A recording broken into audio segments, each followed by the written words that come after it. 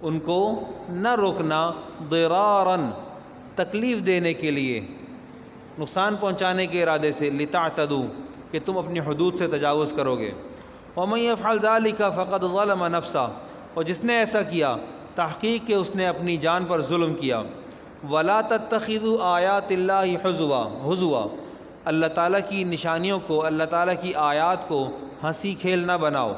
واذکروا نعمت اللہ علیکم، اور یاد رکھو اللہ تعالیٰ کی نعمتوں کو اپنے اوپر۔ وما انزل علیکم من الکتاب، اور جو اللہ نے نازل کیا ہے تمہاری طرف کتاب کو یعنی قرآن پاک، والحکمہ، اور سنت یعنی کہ احادیث۔ یعظکم بہ، اللہ تم کو اس کے ذریعے نصیحت کرتا ہے۔ یعظکم بالقرآن، اللہ تم کو نصیحت کرتا ہے۔ واتقوا اللہ، اللہ سے ڈرو۔ واعلموا ان اللہ بکل شیء علیم، اللہ سے ڈرو اور جان لو اللہ ہر چیز کے بارے میں علم رکھتا ہے۔ قیامت کے دن جب ہم قائم ہوں گے، کھڑے کیے جائیں گے حق تعالیٰ کے سامنے، ہمارا قیام ہوگا، اس وقت ہمیں ہمارا نامہ اعمال ملے گا، ہم نامہ اعمال کو دیکھیں گے تو ہم کہیں گے ما لہذا الکتاب، یہ ہمیں کہنا پڑے گا، اس لیے کہ دنیا میں اس کی بشارت دی گئی، یہ کہنا پڑے گا ما لہذا الکتاب، اس کتاب کو کیا ہوا؟ لا یغادر صغیرۃ ولا کبیرۃ الا احصاها، اس نے نہ چھوٹی چھوڑی نہ اس نے بڑی چھوڑی۔ انسان شادی کرتا ہے، گھر بساتا ہے تو مقصود دو ہوتے ہیں، ایک تکمیل ایمان، اس کا مطلب ہے زنا سے بچنا، عفت اختیار کرنا، پاک دامنی اختیار کرنا، اور دوسرا کہ میری نسل آگے بڑھے، تناسل ہو، نسل آگے بڑھے، دنیا میں میرا نام لیوا، میرا جانشین، میرا وارث ہونا چاہیے۔ ٹھیک ہے، یہ دو مقاصد ہیں۔ ان دو مقاصد کے ادا کرنے کے لیے انسان کو سب سے پہلے جس ذمہ داری کا بوجھ اٹھانا ہوتا ہے، حدیث میں آتا ہے نبی علیہ الصلاۃ والسلام نے ارشاد فرمایا الا کلکم راع وکلکم مسئول عن رعیتہ، خبردار تم میں کا ہر شخص ذمہ دار ہے اور ہر ایک اپنی رعایا کے بارے میں سوال کیا جائے گا، پوچھا جائے گا اپنی رعایا کے بارے میں۔ اب رعایا عمران خان کی رعایا ہم سب ہیں، اس سے سوال ہوگا، لیکن میں اپنے گھر کا ایک ذمہ دار ہوں، میں اپنے گھر کا بڑا ہوں، میری ایک بیوی ہے تب بھی، میری دو ہیں تب بھی، میرے ماتحت اب عمر کے بڑھنے کی وجہ سے میرے ماتحت میرے والدین بھی آ گئے ہیں کہ اب گھر میں میرا سکہ چلتا ہے، میرے اقتدار میں میرے والدین بھی ہیں، تب بھی مجھ سے پوچھا جائے گا کہ تم نے اپنے والدین سے کیا رویہ رکھا، میاں بیوی کے حقوق میں تم کتنے علم بردار تھے اور کہاں تک تم اپنا کردار مثبت طور پر پورا ادا کر سکے ہو، کہاں تک تم نے اپنے والدین کے حقوق میں کمی کی ہے اور اپنی اولاد کو تم اپنے سر پر چڑھا کر والدین کی نوک جھونک کو تم برا منا کر ہمارے پاس تشریف لائے ہو۔ والدین بہرحال اپنی اولاد کا برا نہیں چاہتے، اور بہرحال اس دور میں، موجودہ دور میں ہم دیکھ رہے ہیں یہ دادا دادی، نانا نانی اور خاص طور پہ ماموں، یہ بچوں کو خراب کرتے ہیں۔ ان کے پاس ڈھیلا کرنے والا اسکرو انہی کے پاس ہوتا ہے، یہ ڈھیلا کرتے ہیں۔ ماں باپ کو نوک جھونک کی اجازت نہیں ہوتی، ڈانٹ ڈپٹ کی اجازت نہیں ہوتی، اور جہاں پر توازن بگڑتا ہے وہاں اس وقت میں بگڑتا ہوا نظر آتا ہے، بہت برا بھی لگتا ہے کہ بڑے بوڑھے مثال کے طور پہ وہ کچھ کہہ رہے ہیں کہ یہ چاول کی پلیٹ بچہ باہر دے آئے گا، نہیں یہ بچے کھائیں گے، آپ یہ والی چھوڑ دیں، دوسری یہ والی ڈرائیور کو دے دیں۔ جو بڑوں نے کہا تھا وہ رکھنے کی تھی۔ بہو کو اختیار نہیں ہے کہ وہ اپنے سسر کے اوپر تعدی کرے یا ساس پر تعدی کرے، لیکن یہاں پر ہم ایک بات کرتے چلیں، موضوع تو ہمارا نہیں ہے، چونکہ آئلی قوانین کی بات ہو رہی ہے تو ہم اس بات کو بھی کہہ جاتے ہیں کہ جوائنٹ فیملی سسٹم اس دور میں کسی بڑے فتنے کا شاہکار ہے، کسی بڑے فتنے کو وجود دینے کا سبب ہے۔ انصاف کا توازن برقرار رکھنا ساس سسر کے لیے اس وقت میں جب کہ ان کی اپنی آنکھ عدالت سے محروم ہو تو سوائے انا کی تسکین کے اور کچھ بھی نہیں ہے۔ میں ذرا کڑوا کڑوا بولتا ہوں، برا نہ منائیے گا، اصلاح کی کوشش کرتا ہوں۔ آپ عدالت پہ بات کرتے ہیں، ایک بیٹا زیادہ کماتا ہے اور ایک بیٹا کم والا اماں ابا کا لاڈلا ہے، اور زیادہ والا اس کو وہ قربانی کا بکرا ہے۔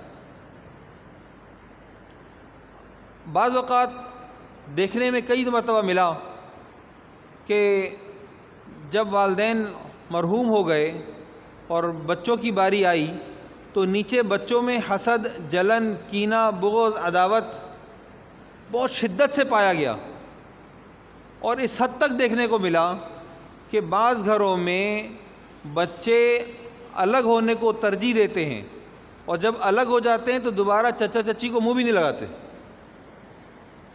اور آپ اپنی عمر کے اعتبار سے بڑے ہوتے اپنا اقتدار آہستہ آہستہ غیر محسوس طریقے سے اپنے بچوں میں منتقل کر رہے ہوتے ہیں، تو بچے جس تفاوت کو دیکھتے ہوئے بڑے ہوئے ہیں اس کی وجہ سے ان کے درمیان میں ایک ناچاقی رہتی ہے، ایک حسد کا مادہ رہتا ہے۔ وہ جو انہوں نے بچپن میں دیکھا تھا کہ دادی نے اس کو دیا تھا ہمیں نہیں دیا، دادا نے فلاں کے ساتھ یہ کیا تھا میرے ساتھ یہ کیا، یا چچا نے فلاں کے ساتھ یہ کیا اور ابو نے یہ کیا، تو وہ جو ان کی اپنی عدالت کی ایک نگاہ ہوتی ہے بچوں کی، ظاہر ہے کہ عمر میں بڑے ہو رہے ہیں، پریکٹیکل لائف میں آ رہے ہیں، عملی تجربے کرنے جا رہے ہیں، تو ان کی نگاہ میں ماضی جو ایسا ہوتا ہے کہ وہ ناقابل معافی رہ جاتا ہے۔ اور چونکہ دل پاک نہیں ہوتے، دل صاف نہیں ہوتے، تو یہ عداوتیں آگے چل کر ایک مستقل غیر تربیت یافتہ معاشرے کو وجود دیتی ہیں۔ حقیقت اس بات کی یوں کر کے شروع ہوتی ہے کہ ہم جن گھروں سے لڑکیاں لاتے ہیں، 4 بھائی ہیں، 4 بھابیاں آئیں گی، یہ 4 عورتیں خانقاہ میں پیدا نہیں ہوئی ہوتی، یہ بھی میڈیا دیکھ کر بڑی ہوتی ہیں، اور ان 4 عورتوں کے پیچھے 4 مائیں ہوتی ہیں جو ان کو پڑھاتی ہیں، اور اگر ماؤں کی معاونین بیٹیاں بھی ہوں تو پھر اس گھر کو بچانے کے لیے دنیا کی کوئی طاقت آ جائے اللہ کی قسم نہیں بچ سکتا۔ جب تک بیرونی ایجنڈا پاکستان کے اندر ہے، جب تک بیرونی ایجنڈا ہمارے خاندان کے اندر ہے، آپ یقین کر لیجئے گھر نہیں بن سکتا۔ یہ کام میاں بیوی کا آپس کا ہوتا ہے اور ایک کمرے کے اندر ہوتا ہے، کمرے سے باہر نہیں ہوتا۔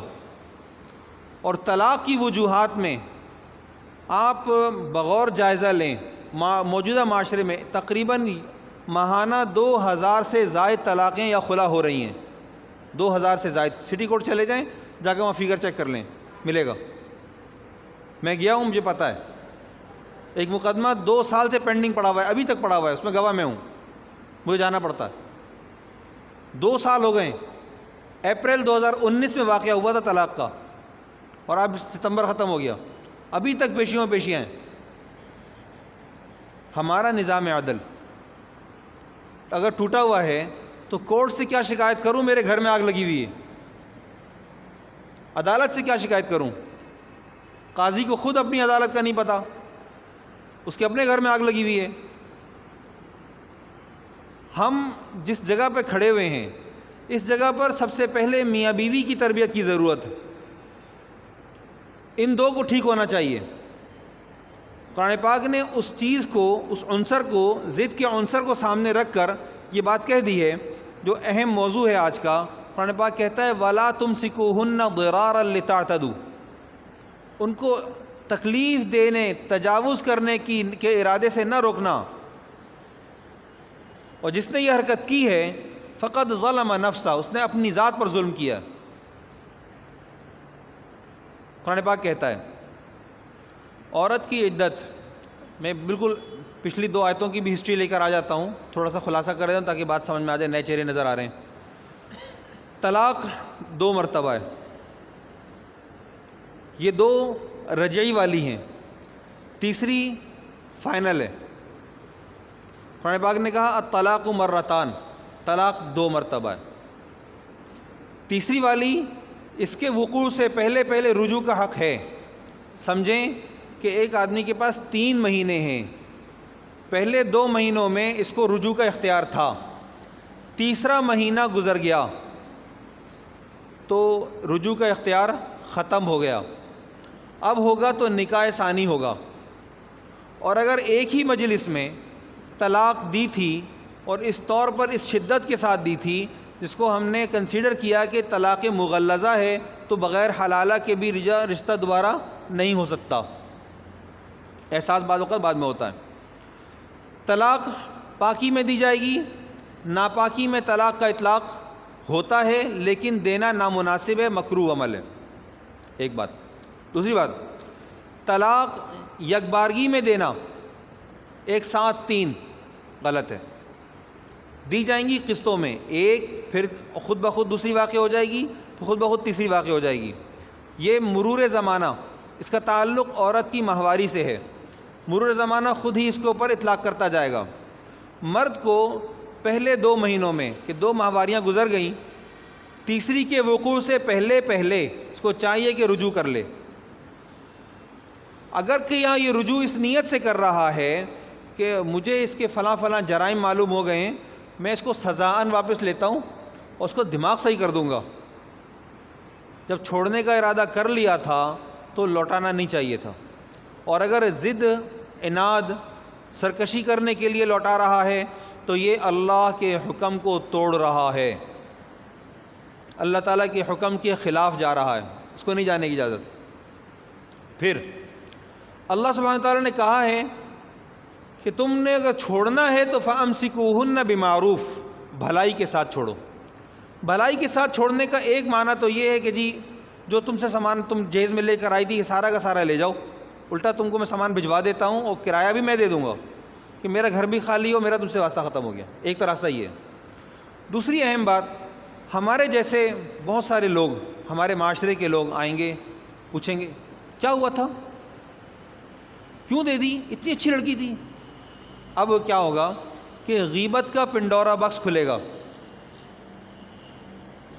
اب یہاں پر بجائے عیب پوشی کے یہاں پر عیب جوئی ہوگی۔ اللہ سبحانہ تعالیٰ نے جب تک وہ نامحرم تھی، آپ کے نکاح میں نہیں تھی، تب بھی اس کی جستجو سے آپ کو دور رکھنے کا عندیہ دے دیا تھا، ٹھیک ہے؟ آپ کو اجازت نہیں تھی کہ کسی بھی نامحرم عورت کے بارے میں پیچھے لگیں کہ وہ کیا کرتی ہے، کیوں کرتی ہے، کس لیے کرتی ہے، کیا اٹھنا بیٹھنا ہے، کیا اس کا نیٹ چلتا ہے، کیا اس کا واٹس ایپ چلتا ہے، کیا اس کا فیس بک چلتا ہے۔ آپ کا ایسا کوئی سروکار نہیں ہے۔ آپ کو بدگمان ہونے کی قطعاً ضرورت نہیں ہے، آپ کو تجسس میں پڑھنے کی کوئی ضرورت نہیں ہے۔ وہ جانے نامحرم تھی، وہ جانے اس کا کام جانے، آپ اس کے محرم نہیں ہیں۔ ہاں، جس دن وہ آپ کے نکاح میں آ گئی، اب آپ اس کے ذمہ دار ہیں، آپ اس کے کفیل ہیں، آپ اس کے شوہر ہیں، آپ اس کی محبت ہیں۔ آپ کو اتنا اعتماد قائم کرنا چاہیے، اتنا شدید اعتماد قائم کرنا چاہیے کہ وہ اپنی سیلفی بھی لے تو آپ سے پوچھے۔ آپ کو اتنا مضبوط اس کے لیے محبت کرنے والا شوہر ہونا چاہیے کہ وہ آپ کو اپنا پاسورڈ خود دے، جی میرا موبائل پرسنل میرا تھا، آج سے میرا آپ کا یہ مشترکہ ہے، یہ اعتماد ہو۔ اس اعتماد تک جانے کے لیے ہمیں درمیان کی دیواریں گرانی پڑیں گی، درمیان کی دیواریں گرانی پڑیں گی۔ نہیں گرائیں گے، یہ آگ آگے چل کے آپ کے گھر میں آئے گی۔ کہاں آئے گی وہ بتا دیتا ہوں۔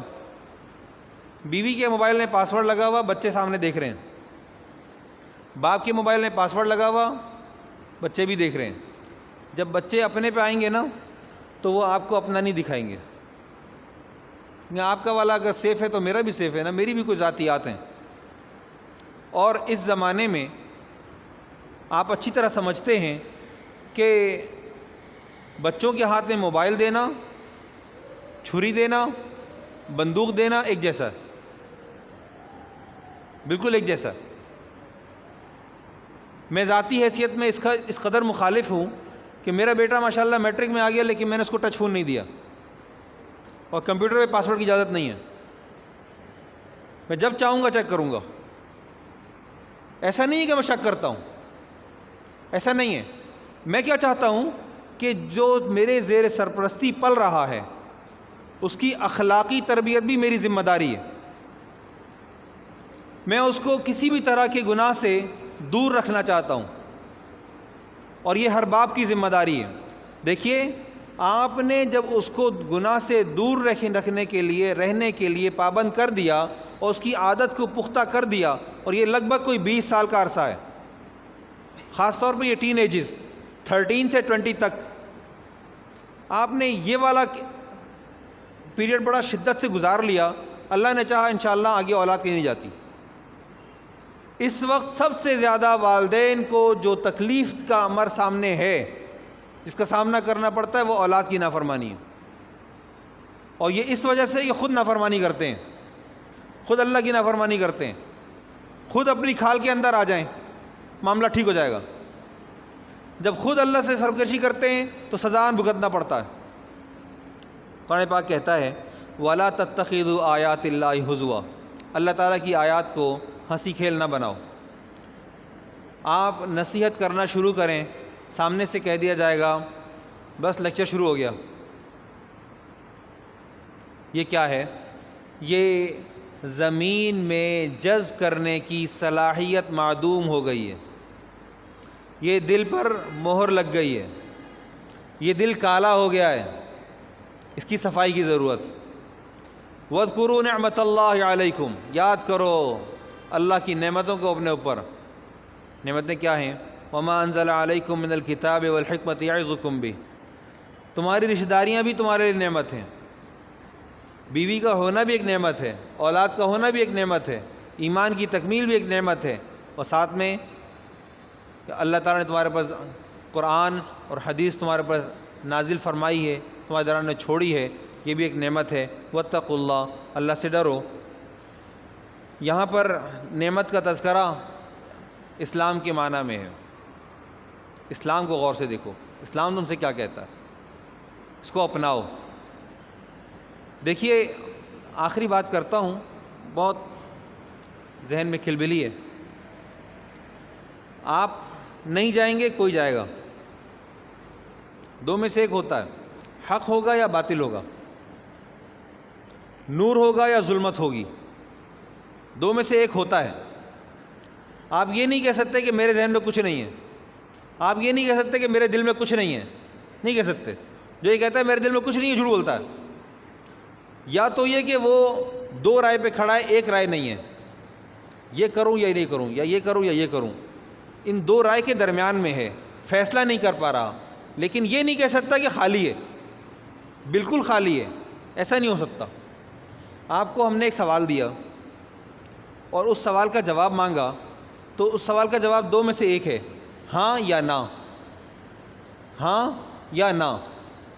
یا اگر کوئی دور اندیش ہوگا تو وہ یہ سوچ رہا ہوگا کہ اس کے نہ کرنے کے پیچھے نقصانات کیا ہیں اور ہاں کرنے کے پیچھے فوائد کیا ہیں. ان دو کے درمیان میں فیصلہ کرنے میں اگر وہ تاخیر کر رہا ہے تو وہ یہ نہیں کہہ سکتا کہ میرا ذہن خالی ہے. یا تو حق ہوگا یا باطل ہوگا. آپ اپنے ذہن کو حق سے بھر لیں. اگر آپ حق سے نہیں بھریں گے تو باطل اپنی جگہ خود بنا رہا ہے، باطل اپنی جگہ خود بنا رہا ہے. اس کی مثال پانی کی سی ہے. پانی صاف ہو تو بھی اپنا راستہ خود بناتا ہے، پانی گندا ہو تو بھی اپنا راستہ خود بناتا ہے. اب یہ آپ کے اوپر ہے کہ آپ اپنے ذہن میں صاف پانی کو جگہ دیتے ہیں، یعنی کہ کلام اللہ اور اللہ کے نبی صلی اللہ علیہ وسلم کی احادیث، یا پھر باطل کو جگہ دیتے ہیں، یعنی کہ میڈیا اور ہمارا اطراف اور حوادث. اللہ رب العزت دعا ہے اللہ تعالیٰ کامل طور پر عمل کی توفیق عطا فرمائے. وآخر دعوانا الحمدللہ رب العالمین.